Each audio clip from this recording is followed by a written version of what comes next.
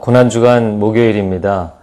이번 한 주간 동안 예수 그리스도의 십자가의 고난을 함께 묵상하고 있습니다.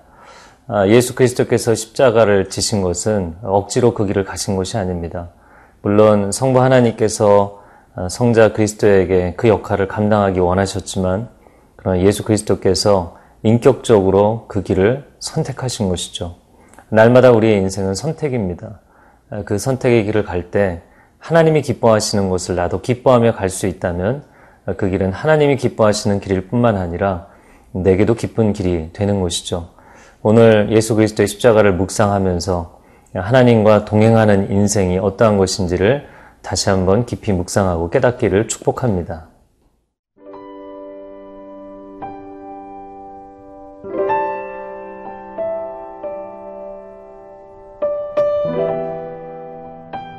요한복음 19장 1절에서 16절 말씀입니다.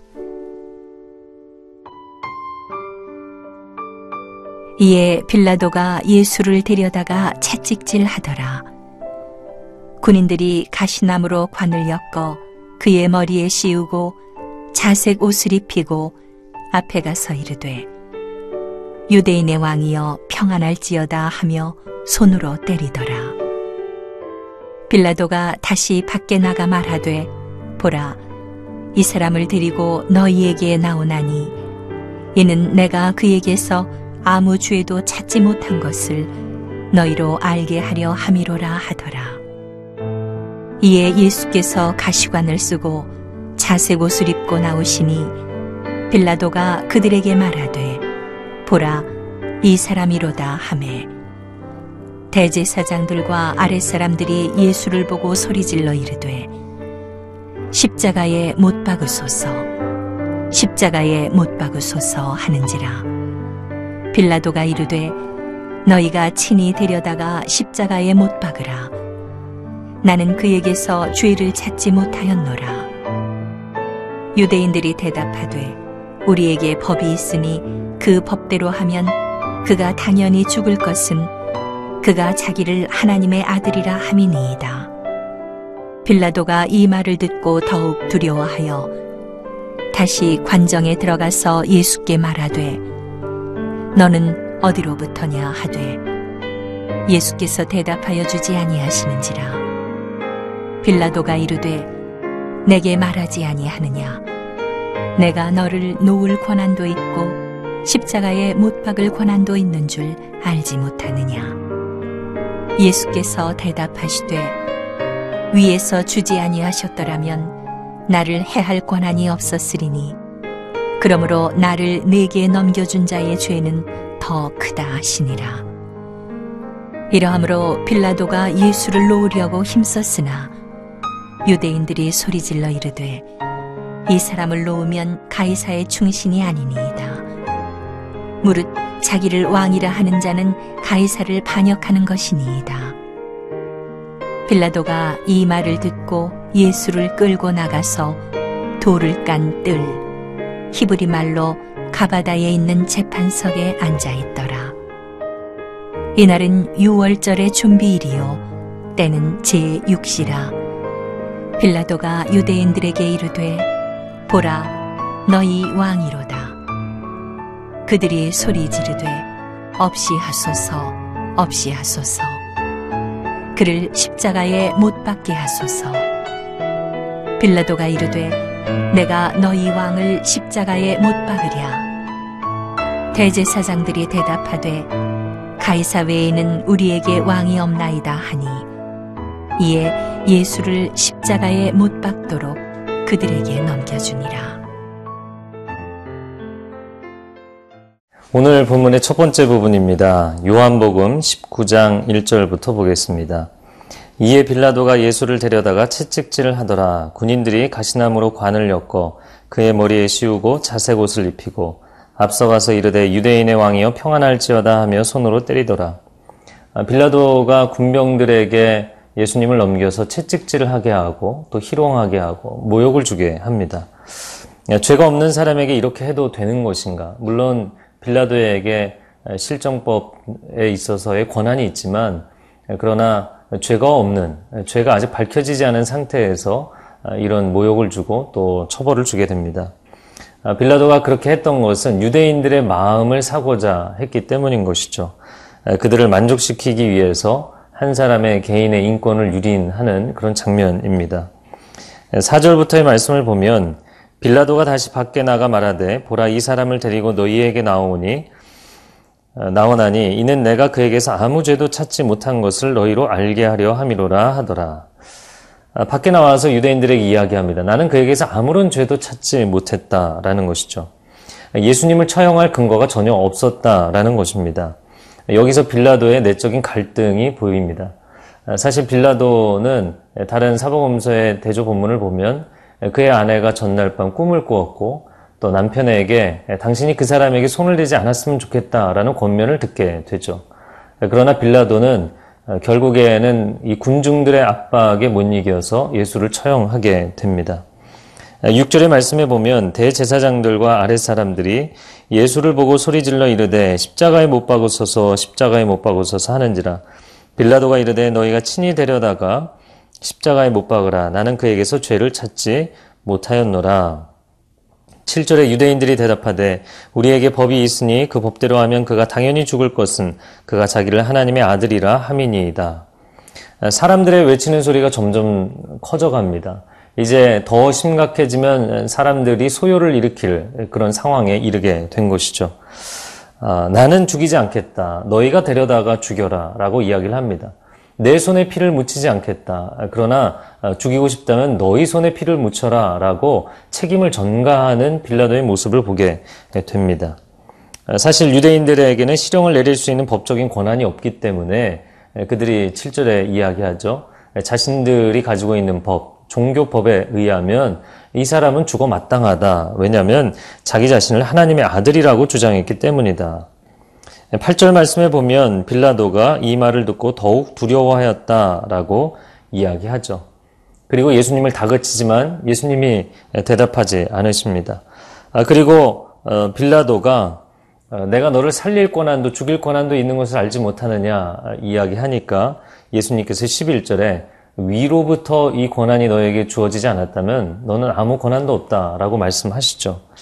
그리고 말씀하는 11절 하반절에 나를 내게 넘겨준 자의 죄는 더 크다. 죄가 더 크다라는 말씀은 너도 죄가 있다라는 말씀이죠. 사실 예수님의 순환의 이 모든 사건 가운데 많은 사람들이 질문하는 것이 그것입니다. 결국에 하나님의 아들 예수 그리스도께서 십자가를 지셔야 됐고 그래야만 인류를 구원하는 것인데 빌라도가 그 중에 한 역할을 감당하지 않았다면, 가룟 유다가 예수를 파는 역할을 감당하지 않았다면 이 모든 것이 하나님의 섭리의 시나리오 안에 있었던 것이 아니냐, 인간이 무슨 책임이 있고 잘못이 있냐라고 이야기를 하는 것이죠. 고뇌하고 갈등했습니다. 그러나 빌라도는 자신의 양심에 어긋나는 결정을 내렸던 것이죠.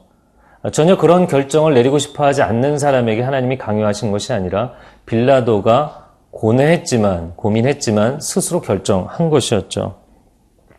많은 사람들이 성경을 읽으면서 결국에 배후에 하나님께서 이 사람들을 움직이신 것이 아니냐라고 이야기를 합니다.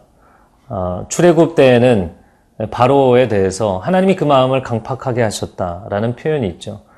성경의 곳곳에 이런 표현들로 인해서 사람들의 마음 가운데는 하나님에 대한 원망이 있습니다.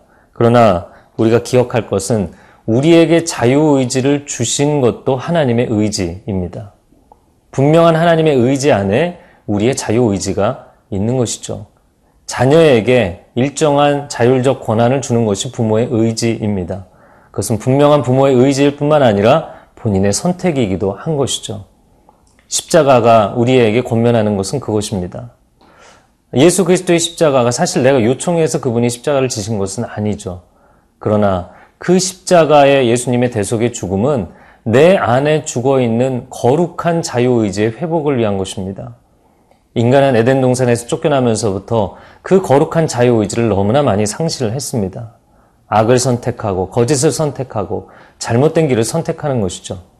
이제는 우리가 십자가를 바라보면서 빌라도와 같이 자신의 책임을 전가하고 자신의 거룩한 의지를 포기하는 삶이 아니라 오늘 하루 하나님 내 안에 정결한 마음을 회복해 주시고 거룩한 의지를 회복해 주십시오.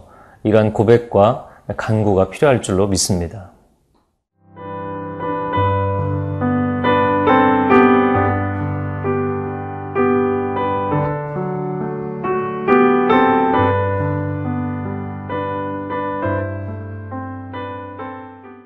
오늘 본문의 두 번째 부분입니다. 12절부터 보면 이러함으로 빌라도가 예수를 놓으려고 힘썼으나 유대인들이 소리질러 이르되 이 사람을 놓으면 가이사의 충신이 아니니이다. 무릇 자기를 왕이라 하는 자는 가이사를 반역하는 것이니이다. 빌라도가 이 말을 듣고 예수를 끌고 나가서 돌을 깐 뜰에 있는 재판석에 앉아 있더라. 빌라도가 내적인 갈등과 고뇌 가운데 결정을 내리지 못하니까 유대인들이 압박하게 되죠. 이 사람을 풀어주면 가이사, 로마의 황제인 시저의 충신이 아니다. 매우 강력한 경고성 메시지를 던집니다. 이 말이 결정적인 공격이 되었죠. 왜냐하면 빌라도는 유대 지역을 안정시킬 책임을 가진 사람이었습니다. 그런데 로마 제국이 당시에 식민지로 다스리고 있는 영토들 가운데 가장 다스리기 힘들었던 지역이 팔레스티나라는 지역이었던 것이죠. 유대인들은 민족적 정체성이 워낙 강한 사람들이기 때문에 로마 제국에 굴복하지 않았습니다. 수많은 소요를 일으켰고 민중분기를 일으켰고 반란을 일으켰던 것이죠. 그래서 로마 제국은 가뜩이나 골치를 썩고 있었던 것이죠. 빌라도가 만약에 지금 이 소요를 다스리지 못한다면 그는 문책을 당하게 될 것입니다. 그는 큰 정치적인 압박감을 느꼈던 것이죠. 그래서 유대인들이 그에게 이야기한 것입니다. 무릇 자기를 왕이라 하는 자는 가이사를 반역하는 것이다. 이것은 로마 제국의 가장 큰 죄를 범하는 것이라는 것이죠. 14절 말씀에 이날은 6월절의 준비일이요 때는 제6시라 빌라도가 유대인들에게 이르되 보라 너희 왕이로다. 그들이 소리 지르되 없이 하소서 없이 하소서. 그를 십자가에 못 박게 하소서. 빌라도가 이르되 내가 너희 왕을 십자가에 못 박으랴. 대제사장들이 대답하되 가이사 외에는 우리에게 왕이 없나이다. 저는 이 종교 지도자들, 대제사장들이 한 이야기가 너무나 충격적이고 가슴 아프게 다가옵니다. 대제사장이 누굽니까? 그들은 레위 지파 가운데 또 제사장들 가운데서도 가장 하나님 중심으로 그 민족을 이끌어야 되는 책임을 가지고 있는 영적 리더십들이죠. 그런데 그 대제사장들이 이야기하기를 가이사 외에는 우리에게 왕이 없다. 하나님 한 분이 왕이시고 하나님 한 분이 이 민족을 다스리시고 하나님 한 분이 이 나라를 회복하실 것인데 그들이 이런 신앙 고백을 다 저버리고 시저를 선택했던 것이죠. 왜 그랬는가? 예수를 받아들이기를 거부했기 때문입니다. 하나님의 아들을 거부하기 위해서 세속을 선택했던 것이죠. 오늘날도 우리 주변에서 이러한 선택을 하는 사람들이 얼마나 많은지 모릅니다. 사실은 우리 자신도 인생의 매 순간의 선택의 상황에서 하나님을 받아들일 용기가 없기 때문에 하나님의 길을 갈 용기가 없기 때문에 세속적인 것을 선택하는 경우들이 있는 것이죠. 오늘날 적잖은 크리스찬들이 성경의 진리를 받아들일 용기가 없기 때문에 세속적인 사상을 선택하기도 합니다. 많은 서적들이 또 많은 이론들이 성경의 기적과 또 예수 그리스도의 하나님 되심을 부인하는 그런 메시지들을 던지고 있죠. 크리스찬들도 무엇이 사실인지를 알고 싶다고 이야기하면서 오히려 이런 거짓된 것들을 선택하기도 합니다. 절대자 하나님을 거부하고 상대주의와 다원주의를 선택하는 시대 가운데 우리가 살고 있습니다. 거룩과 순결을 유지하고 그것을 선택하는 것이 크리스찬들에게도 부담스러운 일이기 때문에 쾌락과 탐닉을 선택하는 경우가 또 얼마나 많은지 모르겠습니다. 예수 그리스도는 하나님 아버지께서 원하셨기 때문에 십자가의 길을 가셨을 뿐만 아니라 그분이 우리를 사랑하셨기 때문에 그분의 인격적인 의지적인 결정으로 십자가를 선택하신 것입니다. 이제 우리가 그 십자가의 길을 따라갈 것이냐 말 것이냐는 또한 우리의 인격적이고 의지적인 선택인 것이죠. 예수 그리스도를 나의 주, 나의 왕으로 인정하고 그리고 하나님의 진리의 말씀을 오직 나의 삶의 원칙과 기준으로 인정하는 것, 영적인 용기가 필요합니다. 이 시대를 뚫고 나갈 수 있는 하나님의 사람들이 되기를 축복합니다. 함께 기도하겠습니다. 사랑하는 주님, 우리의 마음 가운데 영적인 확신과 자신감을 허락하여 주시기를 원합니다. 내가 말씀을 지키면 내가 지킨 그 진리의 말씀이 내 인생의 위기의 순간에 나를 지켜주시는 날이 반드시 올 것입니다. 하나님, 말씀을 타협하고 진리를 타협하며 살지 않게 하여 주시고 이 시대가 다원주의로 상대주의로 흘러가지만 하나님의 사람들이 오직 주 예수 그리스도의 이름에 의지하여서 영원한 생명을 소망하고 또 이 땅에서 누리는 삶이 되도록 축복하여 주옵소서. 하나님의 사람들에게 영적인 자신감과 담대함을 허락하여 주옵소서. 예수님의 이름으로 기도합니다. 아멘.